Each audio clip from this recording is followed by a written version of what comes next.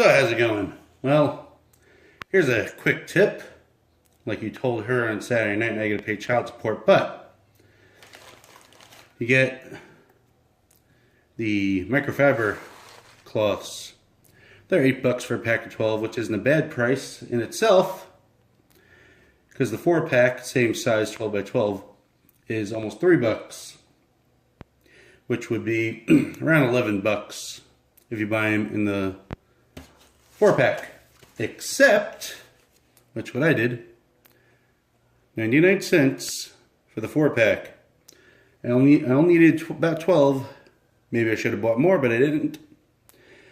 And so for $3, I got 12 compared to $8 for 12. So you always have to watch coupons when you shop at Harbor Freight, because they like to do little things like this and try to take a little extra money, because you know they put the coupons out that you're taking a little extra money from them. But if you don't watch it, then they're taking extra money from you in the long run. But that's my quick tip of the day. I will post this coupon on my Facebook. I'll have a link down below.